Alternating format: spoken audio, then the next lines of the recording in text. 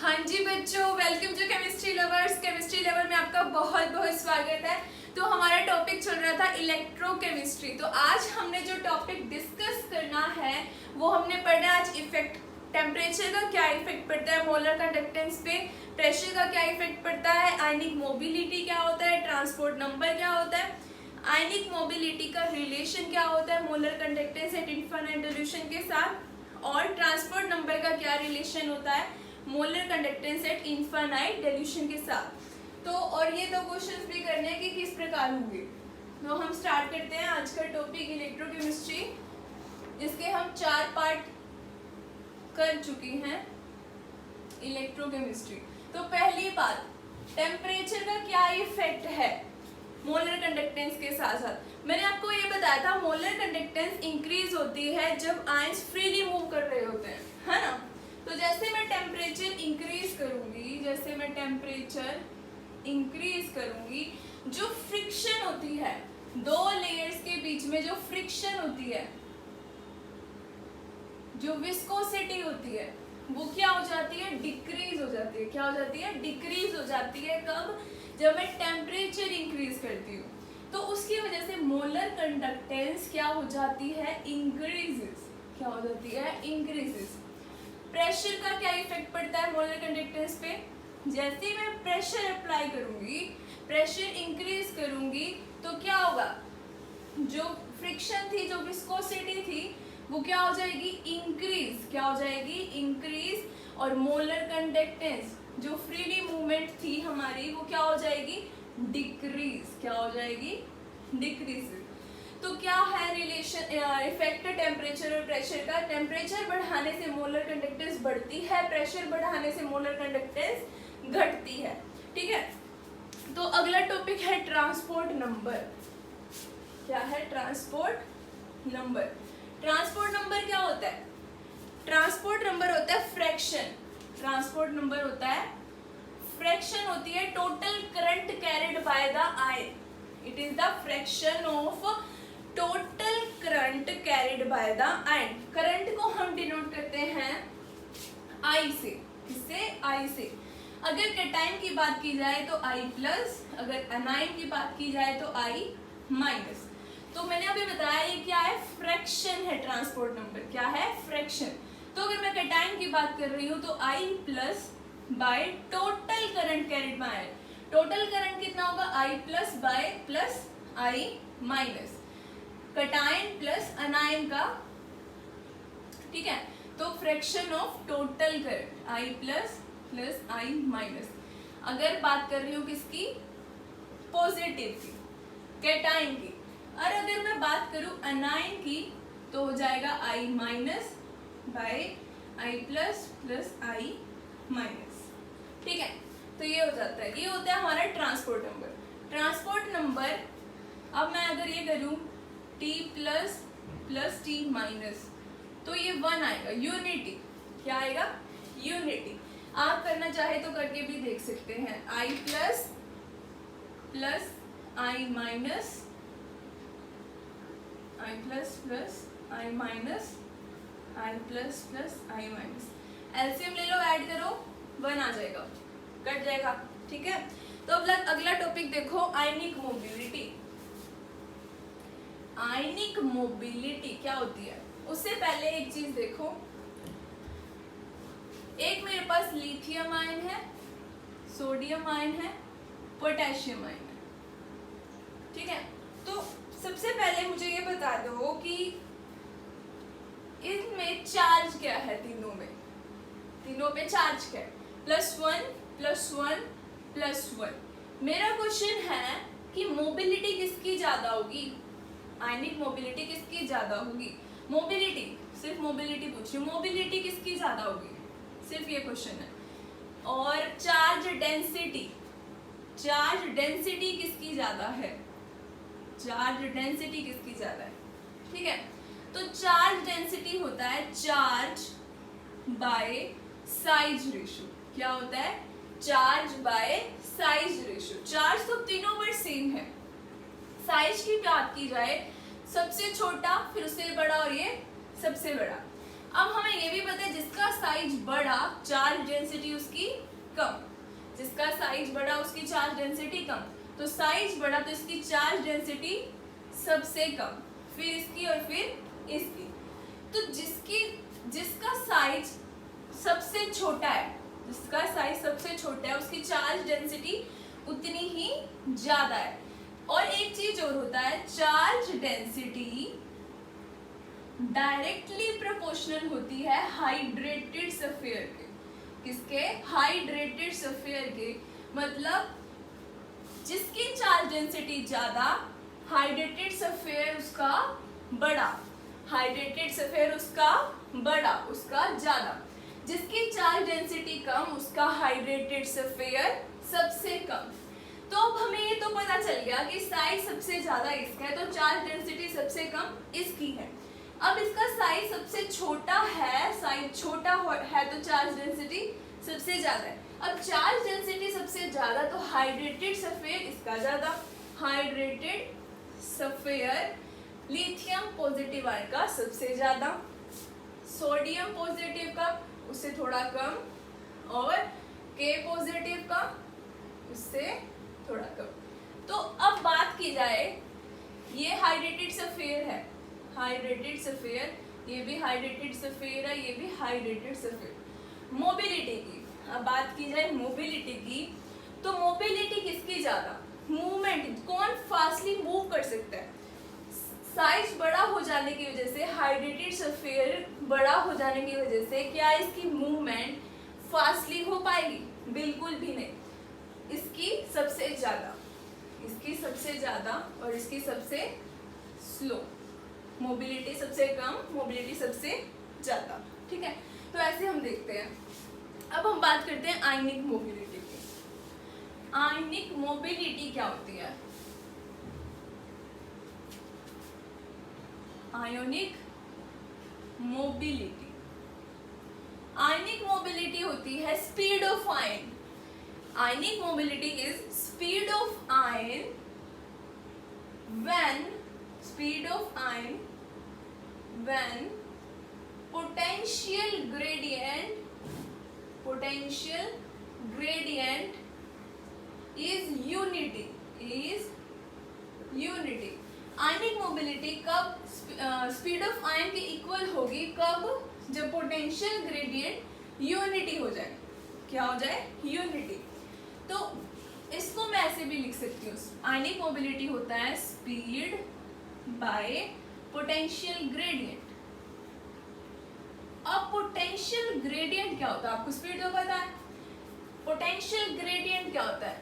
Gradient होता है rate of change of property, कोई भी property, rate of change of property with respect to distance, with respect to distance।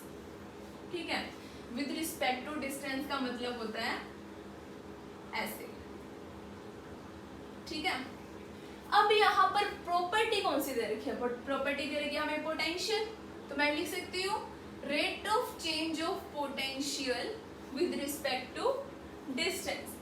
तो ये होता है आयनिक मोबिलिटी स्पीड के इक्वल कब होगी? जब पोटेंशियल ग्रेडियंट क्या हो जाए? यूनिटी हो जाए, है ना।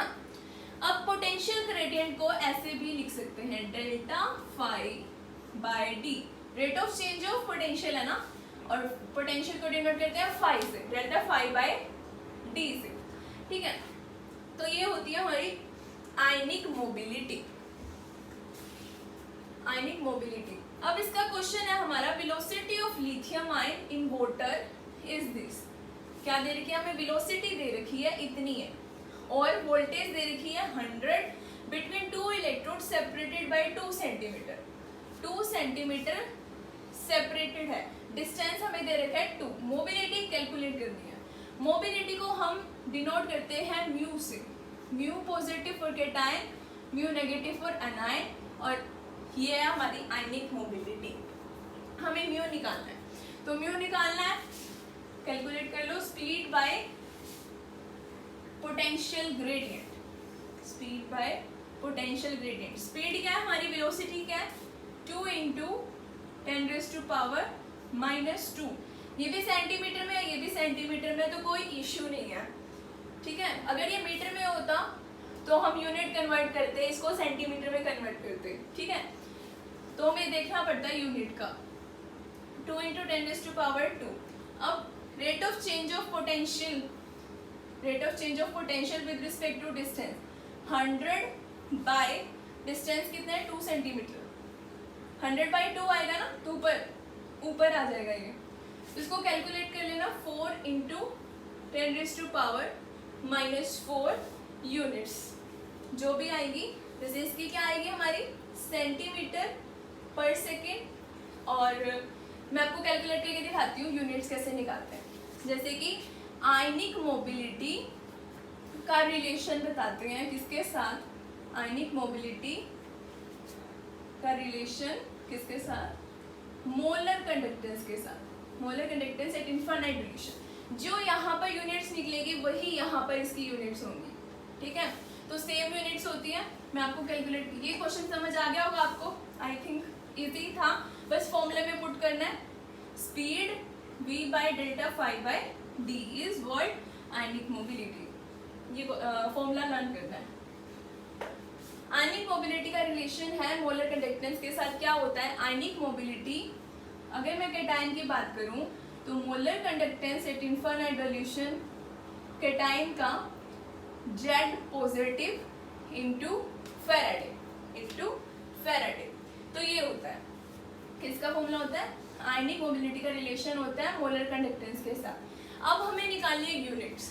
फेराडे क्या होता है, एक फेराडे क्या होता है 96500 कूलम, तो इस पे चार्ज होता है कूलम पर मोल, कूलम पर मोल। इसके यूनिट्स हमने लास्ट क्लास में निकाले थे, साइमन सेंटीमीटर स्क्वायर पर मोल, साइमन सेंटीमीटर स्क्वायर पर मोल। तो हमें यूनिट्स निकालने हैं, इसको मैं लिख दूं साइमन सेंटीमीटर स्क्वायर पर मोल। ये तो नंबर होगा ना 1 2 3 4, तो ये नंबर है, तो इसके यूनिट्स कूलम्ब पर मोल। कूलम्ब पर मोल कैसे निकलते होते हैं, जैसे एक इलेक्ट्रॉन या प्रोटॉन पे चार्ज निकालते हैं हम, जब 10⁻⁻19 कूलम्ब इंटू 6.023 10⁻23 पर मोल, तब जाके आता है ना हमारा 96500 कूलम्ब पर मोल, है ना। तो इसके चार्ज क्या यूनिट्स कूलम्ब पर मोल, तो पर मोल से पर मोल कट गया। तो साइमन को क्या लिखते होते थे हम, ओम इनवर्स सेंटीमीटर स्क्वायर पर कूलम लिखते हैं, ठीक है। तो ओम इनवर्स से ये नीचे आ जाएगा, तो ओम बन जाएगा। अब हमें ये भी पता है क्या होता है, I क्रॉस T होता है। ये क्या है, कूलम एम्पियर इंटू सेकेंड, क्या होता है एम्पियर इंटू सेकेंड, ठीक है। तो मैं कूलम को लिख सकती हूँ ampere into second, ampere into second. और V होता है I क्रॉस T, V क्या होता है I क्रॉस T। तो I क्या है ओम, ये क्या है second, V is equal to I cross R, sorry I cross R, R क्या है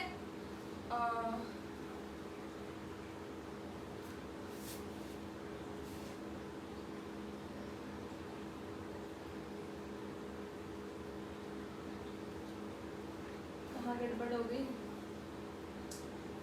V is equals to I cross R, ये वोल्ट हो गया, करंट एम्पियर हो गया, ये ओम हो गया, ठीक है। एम्पियर इंटू ओम, तो मैं इसको लिख सकती हूँ एम्पियर इंटू ओम को क्या वोल्ट, क्या लिख सकती हूँ वोल्ट। तो अब इसको मैं ये लिख सकती हूँ volt inverse second inverse centimetre square, ठीक है। तो ये किसके आगे यूनिट्स मोबिलिटी के, किसके यूनिट्स आगे मोबिलिटी के। दोबारा देख लेते हैं, इसके यूनिट्स साइमन सेंटीमीटर स्क्वायर पर मोल, इसके यूनिट्स क्या होते हैं, नंबर होता है ये 1 2 3 4 जो भी आएगा। फेराडे के यूनिट्स क्या होते हैं कूलम्ब पर मोल, क्या होते हैं कूलम्ब पर मोल। पर मोल से पर मोल कैंसिल हो गया। साइमन को मैं लिख सकती हूँ ओम इनवर्स लिख सकती हूँ, ओम नीचे आ जाएगा, ओम नीचे आ जाएगा तो क्या बनेगा, ohm into coulomb, ohm into coulomb. तो उसको हम लिखेंगे वोल्ट में, किसको, एम्पियर इंटू ओम को वोल्ट में, और वो बचेगा क्या, सेकेंड। तो ये ऊपर जाएगा volt inverse second inverse centimetre square. ठीक है, तो ऐसे कैलकुलेट करते हैं। ये तो हमारा आ गया रिलेशन किसका, आयनिक मोबिलिटी का किसके साथ, मोलर कंडक्टेंस के साथ। आयनिक मोबिलिटी का किसके साथ, मोलर कंडक्टेंस के साथ। अब हम देखते हैं ट्रांसपोर्ट नंबर के साथ क्या रिलेशन होता है। ट्रांसपोर्ट नंबर के साथ रिलेशन किसका देखेंगे, molar conductance at infinite relation, transport number के साथ मोलर कंडक्टेंस का। तो कोई भी ले रखा है मैंने AX BY, ये कैसे डिसोसिएट होगा, X A positive Y B negative. In terms of molar conductance की बात करूं अगर मैं, at infinite dilution AX BY molar conductance of A positive plus Y molar conductance of B negative it infinite dilution। ठीक है, तो ये ऐसे होगा। अब ट्रांसपोर्ट नंबर का एक और फॉर्मूला आप लर्न कर लो, अभी हमने पढ़ा था करंट वाला, I positive bye total current, ये क्या था, फ्रैक्शन था। एक ये भी होता है ट्रांसपोर्ट नंबर का, आप ये मैं प्लस के बता रही हूँ कैटाइन के लिए, mu plus by mu minus और वी प्लस वी माइनस, ये आप लर्न कर लो। कुछ भी हमें दे रखा हो उससे ट्रांसपोर्ट नंबर कैलकुलेट कर सकते हैं, उससे हम ट्रांसपोर्ट नंबर कैलकुलेट कर सकते हैं। तो इस केस में क्या होगा, रिलेशन क्या होगा ट्रांसपोर्ट नंबर का, ट्रांसपोर्ट नंबर होता है, अगर मैं कैटाइन की बात करूं, molar conductance of A positive X by total current, total molar conductance at infinite dilution of an electrolyte AX BY। ठीक है, अगर एनायन की बात की जाए तो क्या होगा, Y molar conductance of B negative, molar conductance AX BY। ठीक है, तो अब हम ये क्वेश्चन देखते हैं। हमें क्वेश्चन दे रखा है molar conductance at infinite dilution CH3COONA HCl are this. Molar conductance हमें दे रखा है CH3COONA का और HCl का।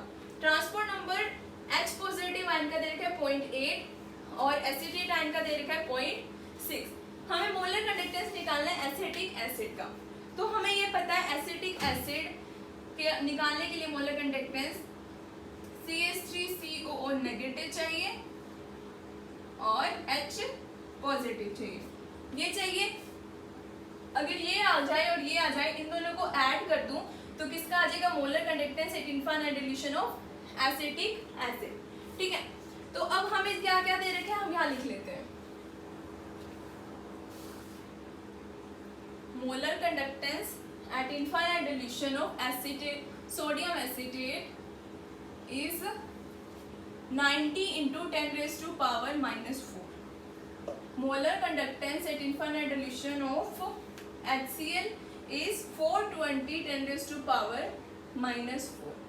ट्रांसपोर्ट नंबर दे रखा है हमें H पॉजिटिव का 0.8, ट्रांसपोर्ट नंबर दे रखा है हमें एसिटेट आयन का CH3CO negative 0.6।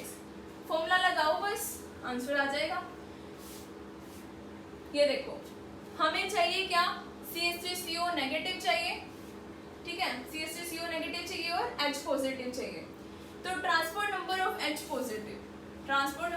Positive is what, molar conductance of H positive, molar conductance of H positive by molar conductance of HCl। Total आता है ना नीचे HCl। और अब दूसरा हमें क्या चाहिए, CO नेगेटिव। तो transport number of CH3CO negative का फॉर्मूला क्या होगा, molar conductance of CH3CO negative divided by total होगा CH3COO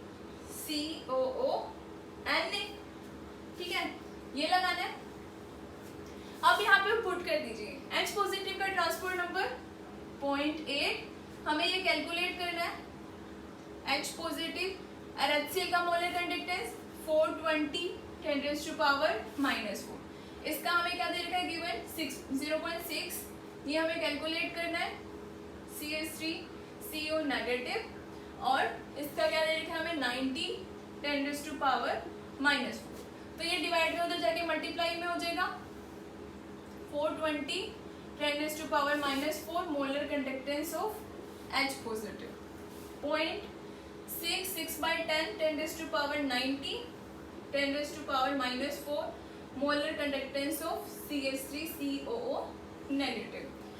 ठीक है, तो अब इसको कैलकुलेट करोगे, जब मान लो इसका आ जाएगा आपका आंसर, मान लो 12 10⁻⁻⁴ आ रहा है, माना है मैंने, ठीक है।